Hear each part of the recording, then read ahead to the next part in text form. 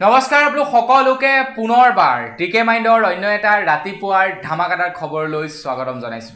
আজি খবৰ কেইটা আপোনালোকে জানি ভাল পাব। আপোনালোকৰ কাৰণে আজি বহু কেইটা গুৰুত্বপূৰ্ণ খবৰ লৈ আহিছো। তো ভিডিওটো সেইভাবে প্ৰথমৰ পৰা শেষলৈকে চাই থাকিব আৰু ভিডিওটো আৰম্ভ কৰাৰ আগতে আপোনালোকক সৰুকৈ এটা ৰিকুৱেষ্ট, যদি খবৰটো ভাল লাগে আপোনালোকৰ লাইক এটা কৰিবলৈ কিন্তু নাপাহৰিব। মাজৰ ভাগত কবলৈ পাহৰি থাকো, আপোনালোকেও লাইক নকৰে, গতিকে আগতীয়াকৈ আপোনালোকক এটা ৰিকুৱেষ্ট কৰিছো, প্লিজ পাৰিলে লাইক এটা কৰি থৈ যাব যদি খবৰ কেইটা আপোনালোকৰ ভাল লাগে। আগবাইছো আজি প্ৰথম খবৰটোৰ ফালে। আমাৰ ভাৰতবৰ্ষত এতিয়া জাতিগত লোকপিয়ল হ'ব, খুব সোনকালে জাতিগত লোকপিয়ল হ'ব। দুটা পৰ্যায়ত আমাৰ ভাৰতবৰ্ষত সৰ্বমুঠ জাতিগত লোকপিয়ল হ'ব বুলি জনাইছে। আমাৰ অসমতো হ'ব জাতিগত লোকপিয়ল। এটা জাতিগত লোকপিয়লৰ ওপৰতে এটা বিৰাটেই ভাল খবৰ ওলাই পৰিছে। এইবাৰ হেনো জাতিগত লোকপিয়ল সম্পূৰ্ণ ডিজিটেল মাধ্যমত হ'ব বুলি জনাইছে। মানে সকলোবিলাক ডাটা অনলাইনত এতিয়া ষ্ট'ৰ হৈ থাকিব। বোলে আমুকখন গাঁৱত কেইজন বোলে মুছলমান মানুহ আছে, কেইজন বোলে অসমীয়া আছে, কেইজন আপোনাৰ আদিবাসী আছে, সেই সকলোবিলাক এতিয়াৰে পৰা ডাটা অনলাইনত ষ্ট'ৰ থাকিব বুলি জনাইছে।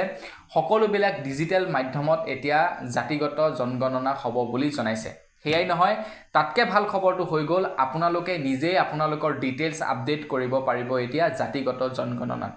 জাতিগত জনগণনাৰ বাবে এটা পোৰ্টেল মুকলি কৰিব বুলি জনাইছে কেন্দ্ৰৰ ফালৰ পৰা, আৰু সেই পোৰ্টেলটোত আপোনালোকে আপোনালোকৰ ডিটেইলছসমূহ আপডেট কৰিব পাৰিব। যিবিলাক CSC চেণ্টাৰ আছে ন, তো তেওঁলোকৰ কামানিৰ আকৌ এটা নতুন স্কোপ আহি গৈছে। জাতিগত জনগণনা গোটেই ভাৰতবৰ্ষতে হ'ব, গোটেই ভাৰতবৰ্ষত, আৰু গোটেই ভাৰতবৰ্ষত হোৱাৰ লগে লগে অসমতো হ'ব। তো অসমৰ প্ৰত্যেকজন মানুহ নাজানে অনলাইনত কাম কৰিবৰ কাৰণে চেণ্টাৰবিলাকৰ এতিয়া পকেট গৰম হ'ব জাতিগত জনগণনা আৰম্ভ হোৱাৰ লগে লগে। তো মোৰ চেনেলটো ছাবস্ক্ৰাইব কৰি ৰাখিব, ৱেবছাইটটো আপোনালোকক জনাই দিম যেতিয়া নেকি মুকলি হয়, কেনেকৈ কৰিব সেই সম্পৰ্কেও আপোনালোকক জনাই দিম। আগবাইছো ইয়াৰ পাছৰটো খবৰ ফালে। আমাৰ প্ৰত্যেকৰ ঘৰতে হয়তো চাগে এক্সপায়াৰী হোৱা টেবলেট বিচাৰিলে পোৱা যাব, এক্সপায়াৰী হোৱা ঔষধ হয়তো চাগে বিচাৰিলে পোৱা যাব। বিশেষকৈ টেবলেটবিলাকৰ কথা কওঁ, এক্সপায়াৰী হোৱা টেবলেট আমি বিচাৰিলে হয়তো চাগে ঘৰত পাম। আপোনালোকৰ ঘৰতো পাব চাগে, আমাৰ ঘৰতো ওলাব এক্সপায়াৰী হোৱা টেবলেট। তো এক্সপায়াৰী হোৱা টেবলেটবিলাক বাৰু আপোনালোকে কি কৰে? এতিয়া আমি গাঁৱত বাস কৰোঁ, গতিকে আমাৰ এক্সপায়াৰী হোৱা টেবলেটবিলাক আমি বাৰীৰ পাছফালে পেলাই দিওঁ। তো সেইবিলাক কিছুদিনৰ পাছত আপুনি সেইবিলাক গেলি পচি কিবা হৈ যায় আৰু। কিন্তু টাউন এৰিয়াৰ মানুহবিলাকে এক্সপায়াৰী হোৱা মেডিচিনবিলাক ডাষ্টবিনত পেলাই দিয়ে, হয়নে নহয়? তেওঁলোকে ডাষ্টবিনত পেলাই দিয়ে, নতুবা তেওঁলোকে ঘৰৰ আগফালে নি পেলাই থৈ দিব, এই পিছত আপোনাৰ পৌৰসভাই লৈ গুচি যাব। মুঠতে ডাষ্টবিনতে পেলাই বুলি ক'লেও বেয়া নহয়। এতিয়া সেই পৌৰসভাই কি কৰিবগৈ? পৌৰসভাইও নি ক'ৰবাত গৈ পেলাই দিবগৈ।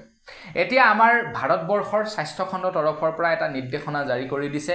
যে এতিয়াৰে পৰা কেইবিধমান ঔষধ আপোনালোকে ডাষ্টবিনত পেলাব নোৱাৰিব। কেইবিধমান ঔষধ আপোনালোকে এতিয়াৰে পৰা লেট্ৰিনত ফ্লাছ কৰি দিব লাগিব, মানে লেট্ৰিনত পেলাব লাগিব বুলি জনাইছে। তো সেই ঔষধবিধৰ ভিতৰত আছে ট্ৰামাডল আৰু ফেটানাইল। যিকেইটা কম্পজিশ্যন, ফেটানাইল আৰু ট্ৰামাডল, এই দুটা কম্পজিশ্যনৰ যিবিলাক ঔষধ থাকিব, সেই ঔষধবিলাক আপোনালোকে এতিয়া পেলাব লাগিব আপোনালোকৰ টয়লেটত। এই টেবলেটসমূহৰ জৰিয়তে মানুহে অপকৰ্ম কৰিব পাৰে বুলি জনাইছে। মানে বেয়া কামত ব্যৱহাৰ কৰিব পাৰে, যেনে নিচা কৰা, কিবা কৰা, এইবিলাক কামত ব্যৱহাৰ কৰিব পাৰে। আৰু যাৰ কাৰণে নেকি এই দুটা কম্পজিশ্যনৰ লগতে প্ৰায় 16 বিধ মেডিচিন এতিয়া আপোনালোকে ফ্লাছ কৰি দিব লাগিব, গৈ ডাষ্টবিনত পেলাব নোৱাৰিব। এই সম্পৰ্কত জাননী আহিব, নিৰ্দেশনা আহিব, গোটেই মেডিচিনবিলাকৰ নামো আহিব, তথ্যও আহিব। সেই সম্পৰ্কে আপোনালোকক জনাই দিম লাহেকৈ। তো তেতিয়ালৈকে চেনেলটো ছাবস্ক্ৰাইব কৰি ৰাখিব। আগবাইছো ইয়াৰ পাছৰটো খবৰ ফালে। ইয়াৰ পাছৰ খবৰটো ওলাই পৰিছে খেতিয়কসকলৰ বাবে। এতিয়াৰে পৰা যদি খেতিয়কসকলৰ খেতি কিবা কাৰণত প্ৰাকৃতিকগতভাৱে নষ্ট হয়, তেওঁলোকে এতিয়াৰে পৰা চৰকাৰৰ ফালৰ পৰা ইঞ্চুৰেঞ্চ লাভ কৰিবৰ কাৰণে প্ৰমাণ দিয়াৰ প্ৰয়োজন নাই। তো আপোনালোকে আপোনালোকৰ খেতি ইঞ্চুৰেঞ্চ কৰি ৰাখিব পাৰে, যেনেকৈ নেকি এটা মোবাইল, যেনেকৈ নেকি এখন বাইক, যেনেকৈ এখন স্কুটি, যেনেকৈ এখন গাড়ী, যেনেকৈ কোনো এজন মানুহৰ জীৱনটো ইঞ্চুৰেঞ্চ কৰি ৰাখিব পাৰি, ঠিক তেনেকৈ আজিকালি খেতি পথাৰৰো ইঞ্চুৰেঞ্চ কৰিব পাৰি। আপোনাৰ খেতি যদি কিবা কাৰণত বেয়া হয়, তেন্তে আপোনালোকে সম্পূৰ্ণ ৰিকভাৰী লাভ কৰিব। এতিয়া ৰিকভাৰী লাভ কৰিবৰ কাৰণে বৰ্তমান সময়ত প্ৰমাণ প্ৰদান কৰিব লাগে যে মোৰ খেতি বানপানীৰ ফলত লোকচান হ'ল, মই ইমান টকাৰ খেতি কৰিছিলোঁ, ইমান টকাৰ মোৰ এইটো ইঞ্চুৰেঞ্চ আছে, গতিকে ইমানখিনি টকা মোক এতিয়া ৰিটাৰ্ণ লাগে। তো সেই বুলি আপোনালোকে ইঞ্চুৰেঞ্চ কৰি যদি ৰাখে, ক্লেইম কৰিব পাৰে, ইঞ্চুৰেঞ্চ ক্লেইম কৰিব পাৰে। কিন্তু ইঞ্চুৰেঞ্চ ক্লেইম কৰিবৰ কাৰণে প্ৰমাণ দিব লাগে প্ৰমাণ যদি দিব নোৱাৰে তেন্তে আপোনালোকে ইঞ্চুৰেঞ্চৰ ধন লাভ নকৰিব কিন্তু এতিয়া কেন্দ্ৰ চৰকাৰৰ কৃষি বিভাগৰ তৰফৰ পৰা কৈছে এতিয়াৰে পৰা আৰু কৃষকে কোনো প্ৰমাণ দিয়াৰ প্ৰয়োজন নাই কিয়নো কৃষি বিভাগে খুব সোনকালে এটা বতৰ বিজ্ঞানীৰ সৈতে মিলিত হৈ এটা বিশেষ সফটওয়্যাৰ নিৰ্মাণ কৰিব যেটো সফটওয়্যাৰে প্ৰমাণ কৰিব যে প্ৰাকৃতিকগতভাৱে এই খেতি পথাৰখিনি লোকসান হৈছে নে আন কিবা কাৰণত এই স্থানত যোৱাকালি কি হৈছিলে বানপানী হৈছিলে নেকি ভূমিকম্প হৈছিলে নেকি এই বস্তুবিলাক এতিয়া মানে প্ৰমাণীকৰণ কৰিব পাৰিব সফটওয়্যাৰৰ সহায়ত আৰু তেওঁলোকে প্ৰমাণীকৰণ দিয়াৰ প্ৰয়োজন নাই যদি প্ৰাকৃতিকগতভাৱে নষ্ট হৈছে তেন্তে তেওঁলোকক সেই পইচাসমূহ ঘূৰাই দিব আগবাইছো ইয়াৰ পাছৰটো খবৰ ফালে ইয়াৰ পাছৰ খবৰটো ওলাইছে মূল্য বৃদ্ধিৰ ওপৰত বিৰাটেই এটা ভাল খবৰ ওলাই পৰিছে প্ৰায় লাগাতাৰ 8 মাহ মানে এই বৰ্ষত প্ৰায় 8 মাহ এতিয়ালৈকে এই বৰ্ষত বুলি ক'লে ভুল হ'ব 2025 আৰু 2026 বৰ্ষ মিলাই কন্টিনিউ 8 মাহ বস্তুৰ দাম কমি আছে বুলি খবৰ ওলাইছে এই বৰ্ষত মেহেংগাই দৰ প্ৰায় 2.6% থাকিব বুলি খবৰ ওলাইছে আৰু এতিয়ালৈকে নিত্য প্ৰয়োজনীয় প্ৰায় 16 বিধ বস্তুৰ দাম কমিছে বুলি খবৰ ওলাইছে অকল সেয়াই নহয় তাৰ লগতে লোনৰ ৰেট অফ ইন্টাৰেষ্টৰ দামো কমিছে বুলি খবৰ ওলাইছে মানে ৰিজাৰ্ভ বেংকৰ ফালৰ পৰা যিনেকি MCLR ৰ ৰেট কৰ্তন কৰিছিলে তো সেই MCLR ৰ ৰেট কৰ্তন কৰাৰ পাছতেই খবৰ ওলাই পৰিছে যে লোনৰ ৰেট অফ ইন্টাৰেষ্টটো কমিছে আৰু তাৰ লগে লগে আমাৰ মানে দৈনিক ব্যৱহাৰ হোৱা বহু কেইবিধ বস্তুৰ দামো যথেষ্ট পৰিমাণৰ কমিছে যেনে আলু পিয়াজ তেল নিমখ এইবিলাককে ধৰি আৰু কেইবাবিধ সামগ্ৰীৰ দামটো কমিছে আৰু যেতিয়া এতিয়া মানে এতিয়া লাহে লাহে আকৌ দামবিলাক বাঢ়িবগে আৰু অফ সিজন আহিব কিন্তু এটা সিজন যেহেতু বস্তুৰ দামটো কমি আছে আগবাইছো ইয়াৰ পাছৰটো খবৰ ফালে আপোনালোকৰ ঘৰৰ ল'ৰা ছোৱালী বাৰু প্ৰাইভেটত নে চৰকাৰীত পঢ়িছিলে বা আপুনিও প্ৰাইভেটত নে চৰকাৰীত পঢ়িছিলে কমেন্ট সেকশনত জনাওকচোন মই চৰকাৰীত পঢ়িছিলো আপুনি কিহত পঢ়িছিলে কমেন্ট সেকশনত জনাব প্ৰাইভেটত নে চৰকাৰীত বৰ্তমান সময়ত মাক দেউতাকে ল'ৰা ছোৱালীক প্ৰাইভেটতেই দিবলৈ ইচ্ছা কৰে চৰকাৰীত দিবলৈ ইচ্ছা নকৰে সবেই ভাবে যে চৰকাৰী বিদ্যালয়বিলাকৰ পঢ়া শুনা বৰ ভাল নহয় তো প্ৰাইভেটতে দিওঁ কিন্তু প্ৰাইভেটৰ শিক্ষাও কিমান দূৰ উন্নত প্ৰাইভেটৰ শিক্ষাও কিন্তু উন্নত নহয় কিন্তু কোনো গুণে চৰকাৰী যিবিলাক নেকি শিক্ষক আছে তেওঁলোক যথেষ্ট পৰিমাণৰ চোকা আৰু এক্সপাৰ্ট প্ৰাইভেটৰ শিক্ষকসকলতকৈ কিন্তু চৰকাৰী বিদ্যালয়ৰ ল'ৰা ছোৱালীবিলাক বৰ্তমান সময়ত নোযোৱাৰ একমাত্ৰ কাৰণ হৈ গৈছে ষ্টেণ্ডাৰ্ড আৰু তাৰ লগতে বৰ্তমান সময়ত চৰকাৰী চিকিৎসালয় চৰকাৰী আপোনাৰ বিদ্যালয়ত শিক্ষক নাথাকে সেইটো এটা ডাঙৰ সমস্যা এজন শিক্ষকে গোটেই বিদ্যালয়খন চাব লাগে গতিকে তেনে অৱস্থাত শিক্ষক যিমানেই চোকা নহওক কিয় ভালদৰে পঢ়ুৱাব নোৱাৰে আৰু যাৰ ফলত নেকি ল'ৰা ছোৱালী আপোনাৰ গেধা হয় ল'ৰা ছোৱালীয়ে পঢ়িব নোৱাৰে যোৱাকালি আমাৰ ইয়াৰে এখন প্ৰাইভেট বিদ্যালয়ৰ এখন আপোনাৰ হেৰি চালো অসমীয়া প্ৰশ্ন কাকত চালো আজিকালি প্ৰাইভেট বিদ্যালয়বিলাকতো কম্পালসৰি কৰিছে অসমীয়া সাবজেক্ট পঢ়াবই লাগিব তো সেই বিদ্যালয়খনৰ অসমীয়া সাবজেক্টৰ প্ৰশ্ন কাকতখন চালো বাপৰে বা ইমানেই ভুল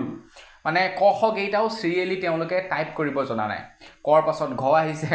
ঘৰ পাছত খ আহিছে মানে তেনে ধৰণে তেওঁলোকে টাইপ কৰিছে খেয়াটো খেয়াই মানে প্ৰশ্নখিনিটো ভুলেই মানে সিৰিয়েলটো তেওঁলোকে ভালদৰে টাইপ কৰিব পৰা নাই তাৰ লগতে ল'ৰা ছোৱালী বিলাকে 0 মাৰ্ক পাইছে মানে বিৰাট লাজ লাগিছে অসমীয়া সাবজেক্টত 0 মাৰ্ক মানে ল'ৰা ছোৱালী বিলাকে পাইছে মানে আমিও সেইটো সময়ত হয়তো চাগে পঢ়াত গেধা আছিল সৰু ল'ৰা ছোৱালী কিন্তু সেই বুলি আৰু 0 পোৱা নাছিল ইমান কোন হলো হয়তো চাগে অসমীয়া সাবজেক্টটো পাৰিছিল যথেষ্ট পৰিমাণৰ পাৰিছিল হয়তো অসমীয়া সাবজেক্টত 0 পাইছে ইয়াতকে আৰু লাজৰ বিষয় কি হ'ব পাৰে তো আপোনালোকে নাভাবিব যে প্ৰাইভেটত টকা খৰচা কৰিলে বুলি আপোনালোকৰ ল'ৰা ছোৱালীয়ে বহুত শিক্ষা লৈছে বহুত জ্ঞান অৰ্জন কৰিছে প্ৰাইভেট বিদ্যালয়বিলাকত হয় কি পেৰট লাৰ্নিং মানে তেওঁলোকে ভাবে কেনেকৈ আমাৰ ল'ৰা ছোৱালীৰ ৰিজাল্টটো ভাল কৰি দিওঁ কেনেকৈ মাক দেউতাকক ল'ৰা ছোৱালীয়ে হৰ নম্বৰ পোৱাটো দেখুৱাই দিওঁ গতিকে সেই হিচাপত তেওঁলোকে পঢ়া শুনোৱা কৰোৱায় আৰু সেই হিচাপত তেওঁলোকে প্ৰশ্ন কাকত কাটি তেওঁলোকক নাম্বাৰবিলাক মানে অনুৱাত সহায় কৰে বস হিমানটোৱে পাৰ্থক্য চৰকাৰীত মানে সেইটো নকৰে কাৰণ চৰকাৰী টিচাৰে এনেও দৰমহা পাবই ল'ৰা ছোৱালী গেধাই হওক কিবাই হওক কিন্তু প্ৰাইভেটত হৈ গ'ল কি ল'ৰা ছোৱালী চোকা দেখালেহে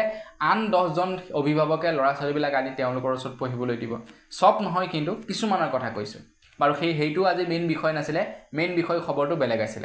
খবৰটো হৈ গৈছে কি যে আমাৰ ভাৰতবৰ্ষৰ বোলে প্ৰাইভেট আৰু চৰকাৰী মিলাই 6 লৈকে পঢ়ি থকা ল'ৰা ছোৱালীয়ে আপোনাৰ পুৰণ নেউতাৰ দহৰ লৈকে হেনো 53% ল'ৰা ছোৱালীয়ে গাব নাজানে মানে 6ত পঢ়ি থকা ল'ৰা ছোৱালীয়ে পুৰণ নেউতাখন একেবাৰে 10 ঘৰলৈকে গাব নাজানে বুলি বা লিখিব নাজানে বুলি এক ৰিপৰ্ট ওলাইছে চাওক কিমান ল'ৰা ছোৱালী মানে বৰ্তমান সময়ত শিক্ষাৰ অভাৱ হৈছে তেওঁলোকৰ হয়নে নহয় তো আপোনালোকে নাভাবিব আপোনালোকৰ ল'ৰা ছোৱালীক প্ৰাইভেটত দিছে বুলি ঢেৰ চুকা হ'ব ডক্টৰ ইঞ্জিনিয়াৰ হ'ব একোডাল নহয় যদি আপোনালোকে ঘৰত ভালদৰে ল'ৰা ছোৱালীক গুৰুত্ব নিদিয়ে বা সেই বিদ্যালয়খনৰ যদি টিচাৰসকল ভাল নহয় তেনেহ'লে চৰকাৰী বিদ্যালয়ত মোৰ মতে দিয়াটোৱে ভাল আগবাইছো ইয়াৰ পাছৰটো খবৰ ফালে আপোনালোকৰ বাৰু জনধন একাউণ্টৰ বিষয়ে মনত আছেনে আপোনালোকেও হয়তো নিশ্চয় চাগে জনধন একাউণ্ট খুলিছিলে আমাৰ ভাৰতৰ প্ৰধানমন্ত্ৰী নৰেন্দ্ৰ মোদী ডাঙৰীয়াদেৱে যেতিয়া নেকি প্ৰধানমন্ত্ৰী হৈছিলে প্ৰধানমন্ত্ৰী হোৱাৰ পাছতেই ভাৰতৰ প্ৰত্যেকজন নাগৰিককে বেংকৰ একাউণ্টৰ সুবিধা দিবৰ কাৰণে জনধন আঁচনিৰ সুবিধা উলিয়াই দিছিলে আৰু জনধন আঁচনিৰ অধীনত জিৰ' বেলেঞ্চ একাউণ্ট খোলাই দিয়া হৈছিলে কিন্তু বৰ্তমান জনধন আঁচনিৰ যেন একেবাৰে নামো নিচান নাইকিয়া হ'ল জনধন আঁচনিৰ একাউণ্টৰ বিষয়ে বৰ্তমান সময়ত প্ৰায় নামো নিচান নাইকিয়া হ'ল বুলি ক'ব পাৰি শুনাই নোপোৱা হ'ল জনধন আঁচনিৰ বিষয়ে বাৰু যি কি নহওক সেই সময়তে বহু লোকে প্ৰচাৰ চলাই আছিলে যে জনধন আঁচনিসমূহ জনধন একাউণ্টসমূহ বন্ধ কৰি দিয়া হৈছে বহু মানুহৰ কিন্তু একাউণ্ট জনধনৰ একাউণ্টত লাখ লাখ টকা সোমাই আছে তো মানে নিউজত এইটো এটা বাতৰি প্ৰচাৰ পাইছিলে যে জনধন একাউণ্টসমূহ বন্ধ কৰি দিব এতিয়া কেন্দ্ৰ চৰকাৰৰ ফালৰ পৰা এই জনধন আঁচনিসমূহ বন্ধ কৰিবৰ কাৰণে বেংকসমূহলৈ নিৰ্দেশনা প্ৰদান কৰিছে বুলি এটা ৰিপৰ্ট ওলাইছিলে মাজতে কিন্তু ভাৰতৰ বিত্তমন্ত্ৰীজনে জনাইছে যে এইবিলাক সকলোবিলাক মিছা আপোনালোকে চিন্তা কৰিব নালাগে জনধন আঁচনি বন্ধ হোৱা নাই বন্ধ নহয় ই চলি থাকিব আপোনাৰ একাউণ্টত পইচা থাকক বা নাথাকক 1 টকাই থাকক 2 টকাই থাকক 50 পইচাই থাকক 10 পইচাই থাকক আপোনালোকৰ একাউণ্ট জীৱিত হৈ থাকিব কেৱাইচি লাগিব পাৰে ডকুমেণ্ট জমা দি দিব আকৌ একাউণ্ট সক্ৰিয় হৈ যাব আগবাইছো ইয়াৰ পাছৰটো খবৰ ফালে আপোনালোকে বাৰু হোটেলত ভাত খায় নে নাখায় কমেণ্ট ছেকশ্যনত জনাবচোন খবৰ লাই পৰিছে হোটেলৰ ভেজ থালিৰ দাম এতিয়া 8% কমিছে বুলি খবৰ লৈছে এতিয়া হোটেলৱালাবিলাকে তেওঁলোকৰ ভেজ থালিসমূহৰ দামটো আৰু কমাই নিদিয়ে তেওঁলোকে যদি 100 টকা লৈ আছে 100 টকাই তেওঁলোকে লৈ থাকিব কিন্তু তেওঁলোকৰ প্ৰফিট যথেষ্ট পৰিমাণৰ হৈছে তো এইটো এটা ৰিপৰ্ট ওলাই পৰিছে যে ভেজ থালিসমূহত এতিয়া আগৰ তুলনাত প্ৰায় 8% বেছিকৈ প্ৰফিট গোটাব পাৰিছে দোকানীসমূহে মানে হোটেলৱালাবিলাকে আগতে যদি এখন ভেজ থালি বিক্ৰী কৰি 100 টকাত যদি বিক্ৰী কৰিছিলে আপোনাৰ যদি 10 টকা লাভ কৰিছিলে এতিয়া তেওঁলোকে 20 টকা লাভ কৰিছে বা তেওঁলোকে আগতকৈ মানে বেছি লাভ কৰিবলৈ সক্ষম হৈছে কিয় কাৰণ বৰ্তমান সময়ত বজাৰত হেনো ভেজ বস্তুৰ দামটো কমিছে যাৰ বাবে এতিয়া ভেজ থালিৰ দামো কমিছে বুলি খবৰ ওলাইছে মানে দামবিলাক একেই লৈ আছে 100 টকাই লৈছে যোনে 50 টকা লৈছিলে এই 50 টকাই লৈছে যোনে 40 টকা লৈছে 40 টকাই লৈ আছে 40 টকাটো 30 টকা কৰি দিয়া নাই 100 টকাটো 80 টকা কৰি দিয়া নাই দাম হিমানে লৈছে কিন্তু দোকানীবিলাকৰ দামটো বেছিকৈ হৈছে আগবাইছো ইয়াৰ পাছৰটো খবৰ ফালে আমাৰ ভাৰতবাসীৰ কাৰণে বিৰাটেই এটা গৌৰৱৰ খবৰ ওলাই পৰিছে আমাৰ ভাৰতবাসীৰ কাৰণে এটা বিৰাটেই ভাল খবৰ ওলাই পৰিছে বৰ্তমান সময়ত আমাৰ ভাৰতে নিজেই নিৰ্মাণ কৰিবলৈ লৈছে বিভিন্ন ধৰণৰ যুদ্ধৰ অস্ত্ৰ-শস্ত্ৰসমূহ হেয়া আপোনাৰ লড়াকু বিমানেই হওক বা হেয়া জাহাজেই হওক বা হেয়া ট্ৰেংকাৰেই হওক হেয়া বন্দুক বাৰুদেই হওক এই বস্তুসমূহ বৰ্তমান সময়ত ভাৰতে নিজেই নিৰ্মাণ কৰিবলৈ লৈছে আগতেও নিৰ্মাণ কৰিছিলে কংগ্ৰেছ চৰকাৰৰ দিনত কিন্তু কংগ্ৰেছ চৰকাৰৰ দিনত যিমান নিৰ্মাণ কৰিছিলে তাতকৈ বেছি বেলেগৰ পৰা ক্ৰয় কৰিছিলে কিন্তু বৰ্তমান সময়ত এটা ৰিপৰ্ট ওলাইছে বৰ্তমান আমাৰ ভাৰতবৰ্ষত ব্যৱহাৰ হোৱা অস্ত্ৰ-শস্ত্ৰৰ প্ৰায় 34% অস্ত্ৰ-শস্ত্ৰহে বিগত 10 বছৰত ক্ৰয় কৰিছে বাকি আপোনাৰ 66% অস্ত্ৰ-শস্ত্ৰয়ে আজিকালি আমাৰ দেশতে নিৰ্মাণ কৰে মানে মেক ইন ইণ্ডিয়াৰ দ্বাৰা নিৰ্মাণ কৰা হয় অকল সেয়াই নহয় আগৰ তুলনাত মানে বিগত 10 বছৰত আগৰ তুলনাত প্ৰায় 700% অস্ত্ৰ-শস্ত্ৰৰ এক্সপোৰ্ট বৃদ্ধি পাইছে মানে আমাৰ ভাৰতে এতিয়া বেলেগ দেশক বিক্ৰী কৰে বেলেগ দেশক আপোনাৰ ৰাছিয়া হৈ গ'ল ইখন দেশ হৈ গ'ল সিখন দেশ হৈ গ'ল তো সেই দেশবিলাকক এতিয়া ভাৰতে অস্ত্ৰ-শস্ত্ৰ বিক্ৰী কৰে আগবাইছো ইয়াৰ পাছৰটো খবৰ ফালে বৰ্তমান সময়ত কলেজবিলাকত ৰেগিং নাইকিয়া হ'ল হয় নহয় বাৰু বৰ্তমান ৰেগিং টোটেলি নাই বুলি ক'লেও বেয়া নহ'ব আপোনালোকৰ তাতো চাগে ৰেগিং নাই আপোনালোকৰ মানে কলেজবিলাকতো বা আজিকালি ৰেগিং একেবাৰে নাই কিন্তু একেবাৰে ৰেগিং নকৰাও নহয় মাজে মাজে ৰেগিঙৰ খবৰ আমি শুনা পাই থাকোঁ আমাৰ অসমত ৰেগিঙৰ খবৰ নোলায় কিন্তু অসমৰ বাহিৰত বিভিন্ন স্থানত ৰেগিঙৰ খবৰ ওলাই থাকে কিন্তু UGC তৰফৰ পৰা এতিয়া ৰেগিঙৰ ওপৰত এটা কঠোৰ নিৰ্দেশনা বান্ধি দিছে ফিজিক্যালি ৰেগিং কৰাটোকেই কেৱল ৰেগিং বুলি নক'ব এতিয়া যদিহে কোনো এজন ব্যক্তিয়ে আপোনাৰ হোৱাটছআপৰ জৰিয়তেও হাৰেষ্ট কৰে কোনোবা এজন জুনিয়ৰক তেন্তে সেইটোকো ৰেগিং বুলি ধৰা হ'ব বুলি জনাইছে মানে ৰেগিং কেৱল আপোনাৰ সেই মুখামুখি ৰেগিং কৰাটোকে এতিয়াৰে পৰা ৰেগিং নহ'ব এতিয়াৰে পৰা আপোনাৰ যদিহে কিবা কাৰণত হোৱাটছআপৰ জৰিয়তে মেছেজত বা হাৰেষ্ট কৰে ষ্টুডেণ্টক তেন্তে সেইটো ৰেগিং বুলি ধৰা হ'ব আগবাইছোঁ একেবাৰে শেষৰটো খবৰৰ ফালে একেবাৰে শেষৰ খবৰটো ওলাইছে তামিলনাডুৰ পৰা খবৰ ওলাইছে তামিলনাডুৰ স্বাস্থ্য বিভাগে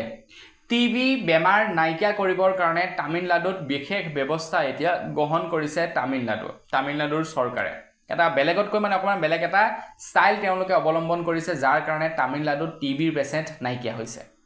এতিয়া সেই তেওঁলোকৰ পদ্ধতিটোৰ পৰা কেন্দ্ৰ চৰকাৰ বিৰাটে উৎফুল্লিত হৈছে যাৰ বাবে নেকি এতিয়া তামিলনাডুৰ সেই আপোনাৰ টিবি নাইকিয়া কৰাৰ যি নেকি পদ্ধতি সেই পদ্ধতি গোটেই ভাৰতবৰ্ষতে ইমপ্লিমেণ্ট কৰা হ'ব বুলি জনাইছে যাতে গোটেই ভাৰতবৰ্ষখনতে টিবি পেচেণ্ট নাইকিয়া কৰিব পাৰে তো বন্ধু বান্ধৱীসকল বস আজিৰ ভিডিঅ' জনাবলগীয়া খবৰ ইমান কেইটা আছিলে খবৰ কেইটা জানি আপোনালোকৰ কেনে লাগিলে কমেণ্ট ছেকশ্যনত জনাব যদি ভাল লাগিলে লাইক এটা কৰিব চেনেলটো ছাবস্ক্ৰাইব কৰা নাই ছাবস্ক্ৰাইবটো কৰি ল'ব পুনৰ এটা লগ পোৱাৰ হ'লে বিদায় মাগিছোঁ ধন্যবাদ জয় অসম